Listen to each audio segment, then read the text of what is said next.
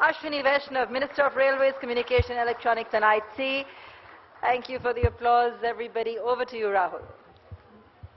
Hello and welcome to the India Today, Business Today Post-Budget Roundtable. One of the big challenges in the new emerging world order are the deepening fissures between the Western liberal society and the China-Russia bloc when it comes to technology.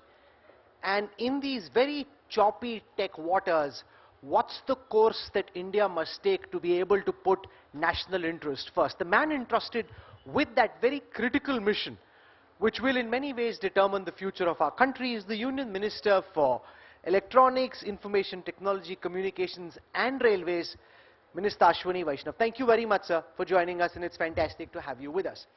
I want to start by asking you about your big semiconductor mission, which is really the cynosure of all eyes. Begin by giving us a status update on where are we now. We've been hearing for a long time, badi announcement hone wali hai, kuch din ruk jao. It's been many weeks and months since, we're still waiting for that big announcement. So where are we at this moment, and how soon do you see India becoming a manufacturing hub for semiconductors? Welcome, sir. Thank you, Rahul. Semiconductor is one subject which is very, very important for the country's future. See, today, electronics manufacturing, which was practically negligible 10 years back, is close to $87 billion electronics manufacturing is happening in the country. iPhone is manufactured in the country, and the recent budget, whatever reliefs has been given on the BCD for some components, that is going to further increase the growth of mobile phones manufacturing in the country. We are almost reaching $9 billion exports of mobile phones this year.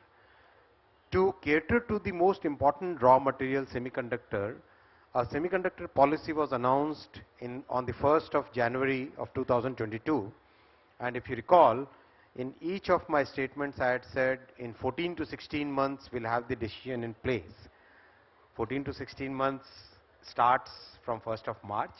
Just wait for that much time. What I can tell you is, as an update, there is very strong, very positive reaction, very positive approach by semiconductor majors for India.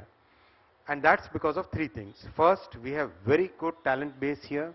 Second, the entire ecosystem which is required for semiconductor, the government has contacted each and every of those ecosystem participants.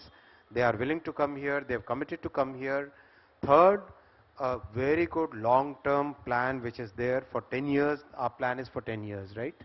So this kind of talent base, this kind of ecosystem, this kind of commitment for a long term, which is what is very unique to the country, and we should be seeing some real majors coming to India in the coming months. So while we still wait for this idea to translate into reality, you would have seen very high-profile criticism from the likes of Raghuram Rajan and many others about the semiconductor policy. I interviewed him at the World Economic Forum in Davos, and I'll quote certain aspects of his philosophical arguments and get you to respond to it. The first is that you got a $10 billion PLI scheme in trying to make India a semiconductor manufacturing hub. 50% of the project costs for domestic production will be taken care of by the government. One of the concerns your critics have is, what's the guarantee that once the PLI incentives are done away with, that these manufacturers will actually stay? PLI disguises uncompetitiveness of manufacturing, and there is a possibility that a hub like Vietnam may be able to attract some of these players once our government's incentives end. So let's start by getting you to respond to that. Mr. Raghuram Rajan is a very well-known economist. I respect him a lot. When people marry economics with politics, their views change. Before 2014, Mr. Raghuram Rajan was always going for increasing credit, increasing credit, increasing credit. After May 2014, as the RBI governor, he changed his totally he changed his stance. He said, no, tighten, tighten, tighten, tighten. The person who says that we should not be promoting manufacturing in this country, would you take his argument seriously? Had he been a neutral, a professional economist, I would like to get on a debate with him. But today, He is colored by his affiliation for a particular political party.